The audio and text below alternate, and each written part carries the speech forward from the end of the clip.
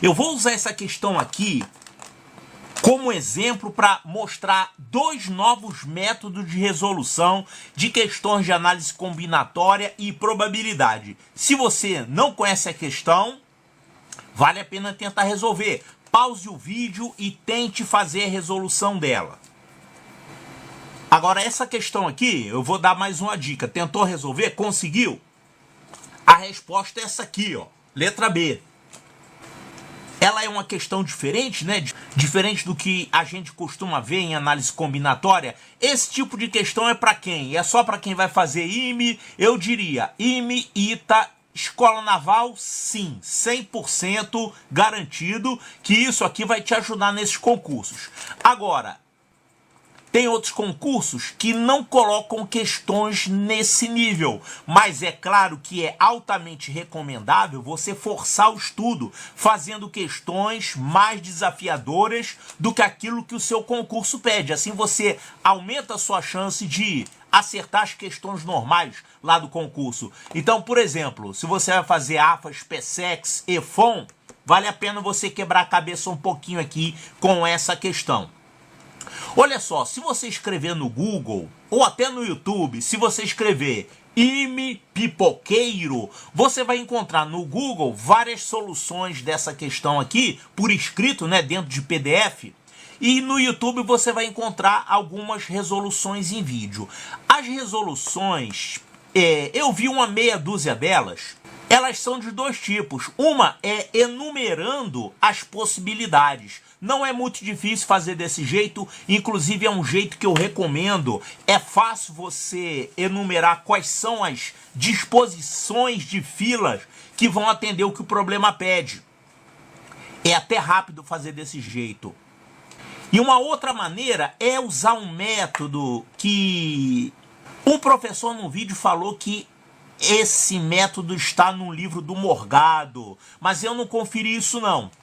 O Morgado usa o princípio reflexivo para resolver isso aqui, então é a outra maneira de solução. Eu recomendo que você olhe essas duas soluções que você encontra aí através do Google ou no YouTube também, tá? Por enumeração ou usando esse princípio reflexivo. Agora eu vou mostrar aqui outros métodos para resolver a questão, mas o objetivo principal não é a questão. Eu vou mostrar esses outros dois métodos que você pode utilizar nessa questão ou em outras questões completamente diferentes, tá?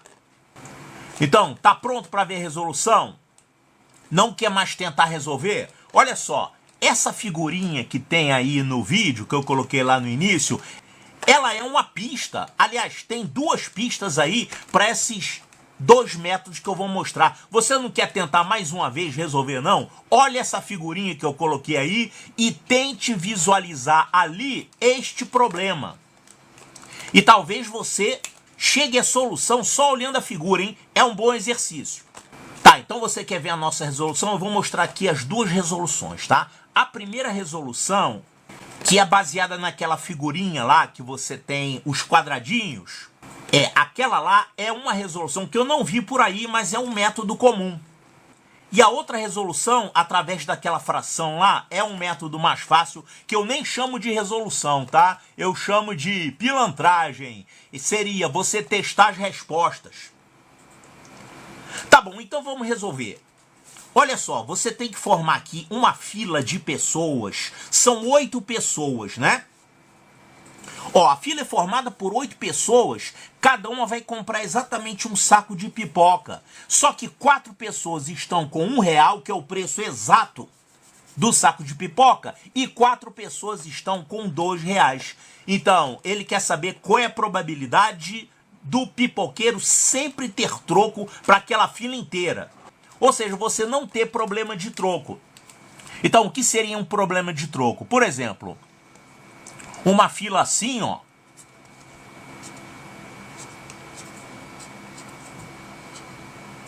Uma fila assim, começando aqui, você com certeza vai ter um problema de troco. Isso aqui, vamos chamar isso de problema de troco. O pipoqueiro não tem troco, já chega uma pessoa aqui para comprar pipoca com uma nota de R$2 e o pipoqueiro não vai ter troco. Então, vamos chamar isso aí de problema de troco. É claro que você não pode ter esse tipo de coisa, né? Então, ele quer saber qual é a probabilidade de que não ocorra problema de troco. Ou seja, a probabilidade de que o pipoqueiro tenha troco para as 4 pessoas que pagarão com nota de R$2. Então você veja que uma fila como essa não atende o que a gente quer, né? Qual é a probabilidade de atender? Olha, a fila é aleatória. Então você tem aqui eventos equiprováveis. Sempre que você tem eventos equiprováveis, quer dizer, todas as disposições de fila têm a mesma probabilidade de ocorrer, a probabilidade de ocorrer o que o problema pede vai ser número de casos favoráveis sobre número de casos possíveis. Casos possíveis.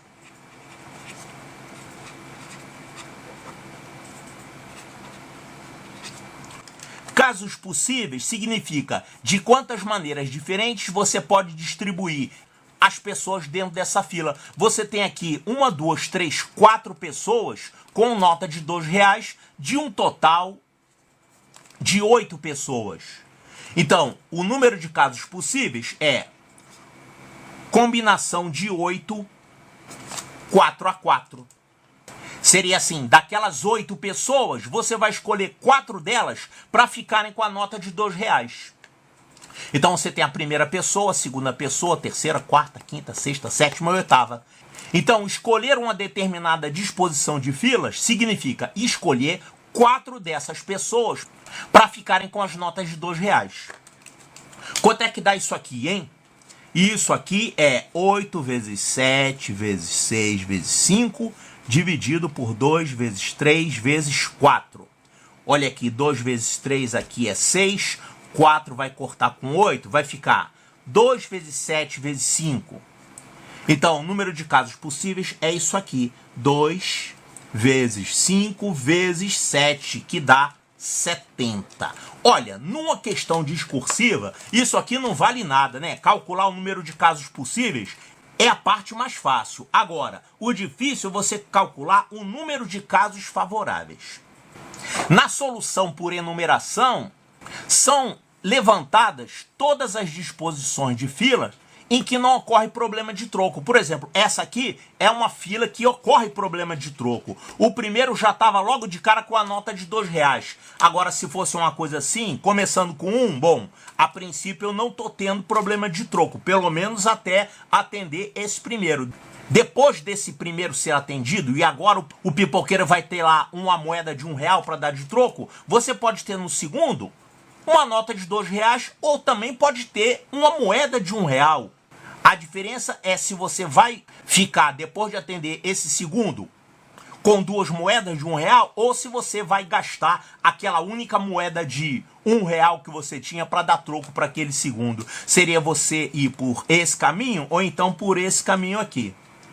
Tá, só que isso aqui é um pouquinho trabalhoso e você corre o risco de errar, de esquecer de contar alguma possibilidade, né? Então eu vou fazer o seguinte, eu vou utilizar um outro problema similar a esse, que é inspirado naquela figurinha que eu coloquei lá no início do problema.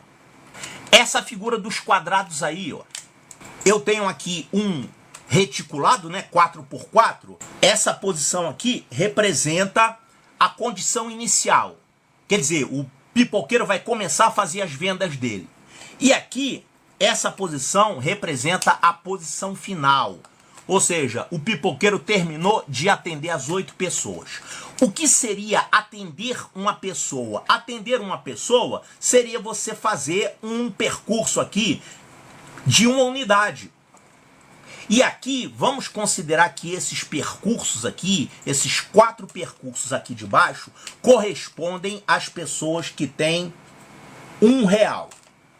Então, ganhou R$1, ganhou R$1, ganhou R$1 e ganhou R$1 nessas 4 vendas.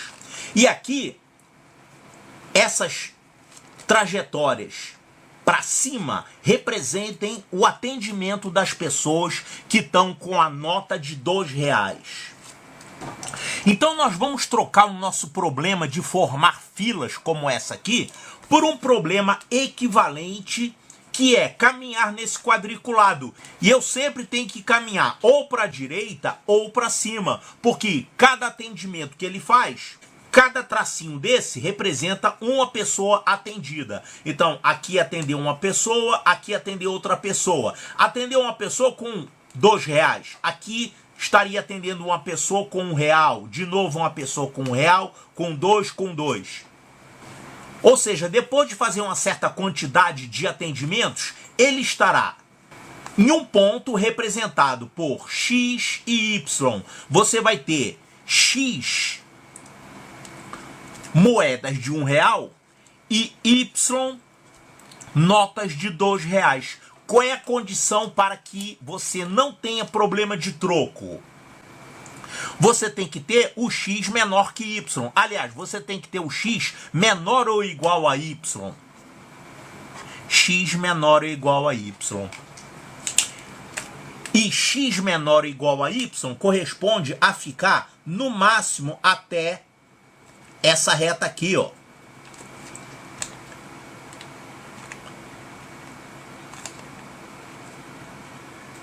Então, atender uma determinada fila equivale a fazer um caminho desse ponto até esse ponto, mas sempre abaixo dessa reta, no máximo chegando nessa diagonal. O que não pode acontecer é você passar para cima dessa reta. O que seria, por exemplo, chegar aqui nesse ponto. Esse ponto aqui é um ponto proibido. Por quê? Porque ele recebeu uma moeda de R$1, depois uma nota de 2 e outra nota de 2. Aí deu problema de troco. O problema de troco vai ocorrer quando você tem mais notas de R$2 do que moeda de R$1. Então, olha só, eu estou fazendo a troca deste problema original da fila por este problema aqui do quadriculado. São problemas completamente diferentes, são situações diferentes, só que o tratamento matemático vai ser o mesmo. Estou fazendo uma correspondência entre esses dois problemas. E a vantagem em fazer isso? Olha só, a gente está trocando um raciocínio linear por um raciocínio em área. Fica mais fácil? Depende do problema. Às vezes fica mais difícil. Às vezes fica mais fácil. Nesse caso aqui vai ficar mais fácil. Ou seja, você tem que encontrar aqui os chamados caminhos cima-direita. Cima-direita. Sempre andando para a direita ou então para cima. Porque você se deslocar para a direita ou para cima corresponde a você atender uma pessoa. Você não pode andar para a esquerda. Andar para a esquerda seria: devolve aí o cachorro quente, toma de volta aí o teu dinheiro. Não pode voltar para a esquerda nem voltar para baixo. É sempre para cima e para a direita. E trabalhando com área fica mais fácil você encontrar esses caminhos. Então o nosso problema lá do cachorro quente foi reduzido a um outro problema equivalente, que é de quantas maneiras diferentes eu posso vir daqui até aqui, mas nunca ultrapassando essa linha, nunca passando para cima dessa linha. Então vamos contar. Claro, eu vou fazer contagem, só que essa contagem aqui vai ser mais fácil do que raciocinando com a fila. Assim, desse jeito, fica mais fácil contar. Então, eu tô aqui, eu quero saber de quantas maneiras diferentes eu posso chegar aqui. Então, para contar isso, vamos contar daqui para cima. Ó, se eu tô aqui, de quantas maneiras diferentes eu posso chegar nesse ponto? Uma maneira só. O que seria chegar nesse ponto? O que seria fazer esse trajeto daqui até aqui? Seria receber uma moeda de R$1. Isso só pode acontecer partindo daqui. Você só tem uma forma. Significa, o primeiro da fila tinha uma moeda de R$1. Agora, na hora de atender o segundo, como que é esse segundo? Esse segundo, ele tá com a outra moeda de R$1 ou ele tá com uma nota? Aí eu tenho que ver, né? Essas duas coisas podem acontecer. Pode ser que o segundo esteja com uma moeda de R$1. Então, você teria esse trajeto aqui. De quantas maneiras você poderia, então, vir daqui até aqui? De uma única maneira. Você mantém esse 1. Ou seja, só existe uma forma de você partir daqui e chegar aqui. Seria você receber uma moeda de R$1 e uma moeda de R$1. A mesma coisa para chegar aqui, ó. O que tem que acontecer para eu chegar nesse ponto? Eu tenho que receber uma moeda de R$1 e uma nota de R$2. Eu vou fazer em verde aqui, tá? Isso aqui representa...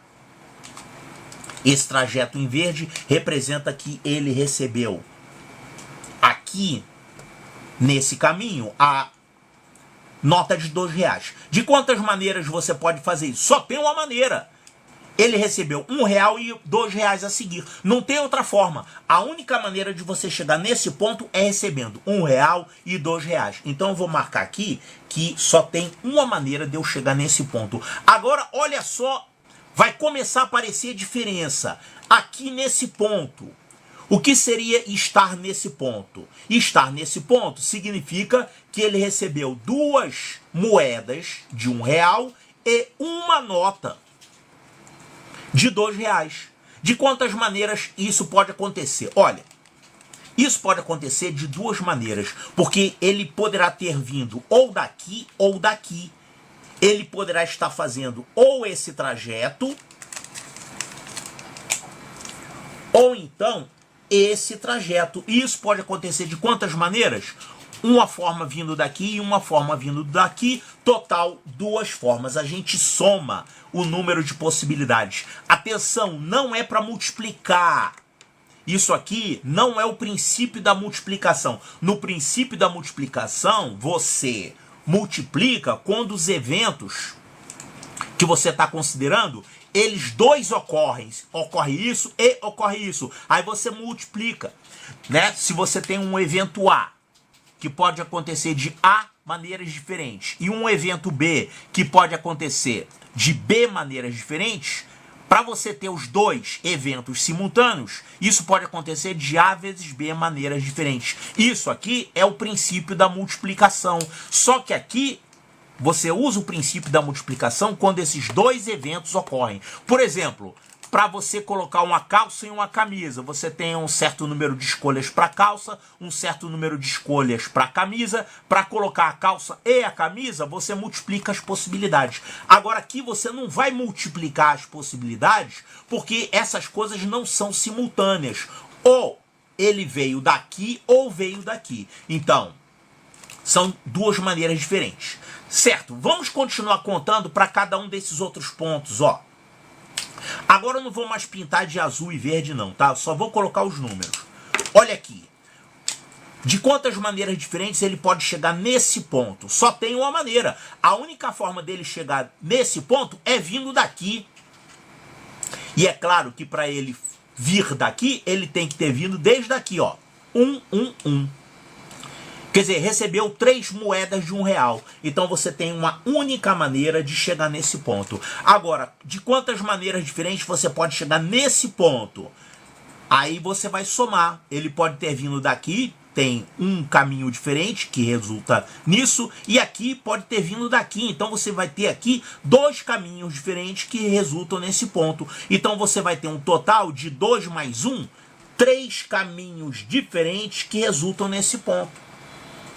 E aqui, esse aqui de cima, a única maneira de você chegar aqui em cima é você vir daqui. Não tem outra maneira, porque você só pode vir de baixo ou da esquerda, porque são caminhos cima-direita, né? Sempre para cima e sempre para a direita. Então a única maneira de chegar nesse ponto é vindo daqui. Então você vai ter 2 maneiras de chegar aqui nesse ponto.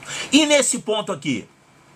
Aí nesse ponto aqui você já vai ter 5 formas. Você pode ter vindo daqui ou daqui. 5 maneiras diferentes. De quantas maneiras você pode chegar nesse ponto? Você, para chegar nesse ponto, só pode ter vindo daqui da esquerda. Então, uma maneira. Uma única forma de chegar aqui. E o número de formas de chegar nesse ponto? Para chegar nesse ponto, poderá ter vindo daqui, que tem uma forma, e poderá ter vindo daqui. São 3 formas. Então você vai ter 4 formas de chegar nesse ponto. Aqui eu não fiz os tracinhos, né? E para chegar nesse ponto, você tem 9 possibilidades. Você pode ter vindo daqui de baixo ou daqui da esquerda. Então, 5 formas de vir por aqui, 4 formas de vir por aqui. Você vai ter aqui 9 formas. E tem que continuar fazendo para todos eles. Olha só, para chegar nesse ponto, de quantas formas você pode chegar nesse ponto? só tem uma forma, é vindo desse ponto aqui de baixo. Porque da esquerda você não pode vir. Porque ultrapassar essa reta significa que teve problema de troco. Você quer que não tenha problema de troco. Então, você vai ter 5 maneiras de chegar aqui. Agora, já para chegar aqui nesse ponto, quantas maneiras você tem? 9 mais 5. Você pode ter vindo de baixo ou ter vindo da esquerda. Você vai ter um total de 9 mais 5, 14 maneiras de chegar nesse ponto. E, finalmente, para chegar nesse ponto, você só poderá ter vindo daqui, desse ponto. Então, você vai ter aqui 14 maneiras. Sendo assim, nós temos 14 maneiras de vir daqui até aqui, usando esses caminhos horizontais e verticais, sempre para cima e sempre para a direita. Então esse problema aqui é um problema análogo ao problema da fila lá de cachorro-quente, que tem a mesma resolução matemática. Então, a gente encontrou um número de casos favoráveis como sendo 14. Então, qual é a probabilidade que o problema pede? Número de casos favoráveis dividido pelo número de casos possíveis, que a gente já viu que é 70. E 14 sobre 70, isso dá, simplificando, 1/5. 1/5, resposta correta, letra B de Bravo. Ó, só que eu falei que ia colocar aqui 2 resoluções, tá? Então, vamos à segunda resolução. A figurinha que tem lá no início do problema também dá pista para essa resolução. Ela tem isso aqui, ó. N dividido por 2 vezes 5 vezes 7. É a pista que eu coloquei lá. Olha só. Normalmente, numa questão discursiva, calcular o número de casos possíveis não vale nada. É a parte mais fácil do problema, né? A gente já calculou como 70, que é 2 vezes 5 vezes 7.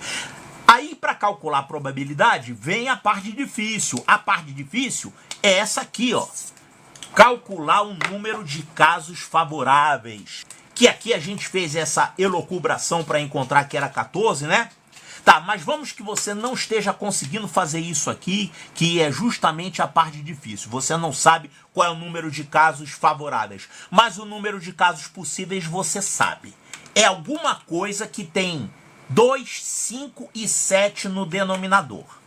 Então, é um número natural, claro, número de casos possíveis é um número que já está aqui calculado. Agora, o número de casos favoráveis também é um número natural, é um número. Você enumerou isso, né? Não é fracionário. É sempre um número inteiro. E esse número inteiro, ele vai entrar como numerador de uma fração, onde o denominador eu determino facilmente, já determinei como sendo 2 vezes 5 vezes 7, que é o número de casos possíveis. Que a gente fez lá com aquela combinação, né?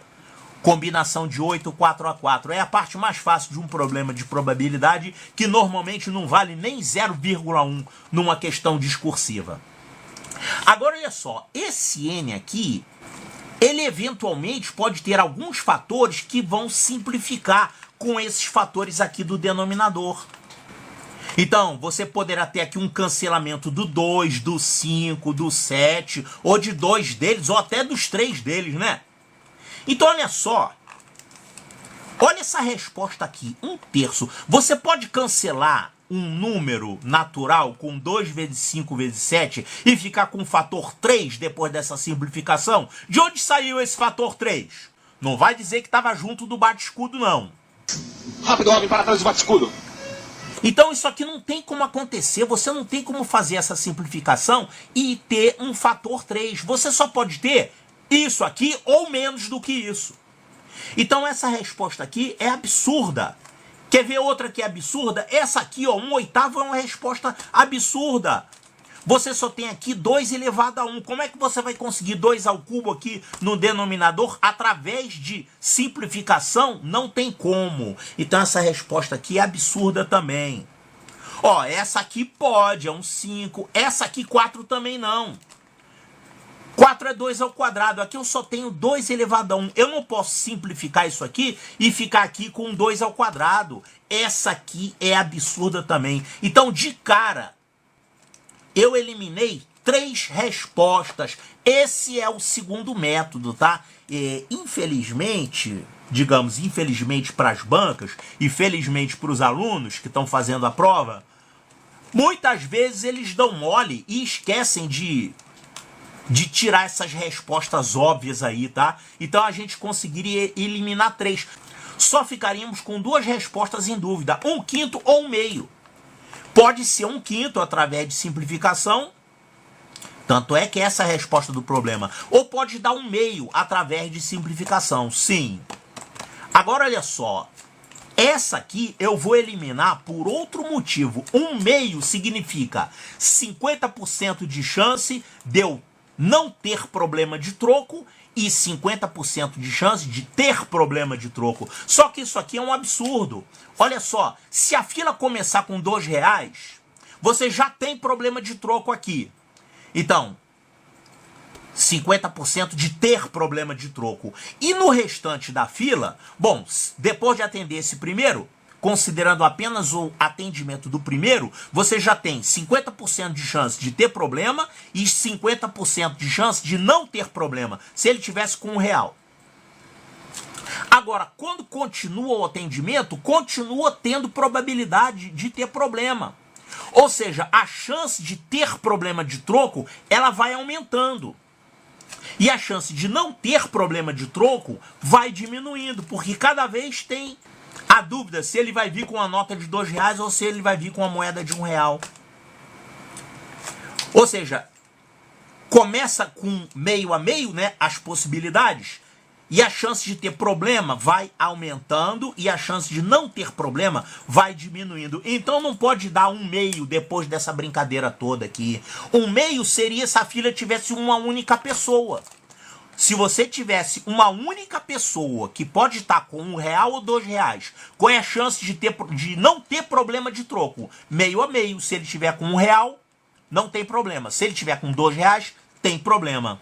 Aí seria 1/2. Então, 1/2 para essa fila aí, com 8 pessoas, a metade com moeda de 1 e a outra metade com nota de 2, isso aqui não tem como acontecer, tá? Então, essa resposta, letra E, eu elimino também. Quer dizer, só por causa dessa história aqui, de analisar os fatores do denominador, eu já eliminei 3. O que é isso aqui? Isso aqui é o que eu chamo de pilantragem. Pilantragem significa você marcar a letrinha certa sem saber resolver o problema. Eu não resolvi o problema, eu eliminei 3 respostas só por causa desse princípio aqui. E depois eliminei mais uma resposta das 2 que sobraram, usando raciocínio aqui. Então, a única resposta que sobrou é essa aqui, tá? Agora, não estuda para resolver as coisas desse jeito aqui da pilantragem não, tá? E estuda para resolver as questões na moral. Na moral significa resolver mesmo para valer.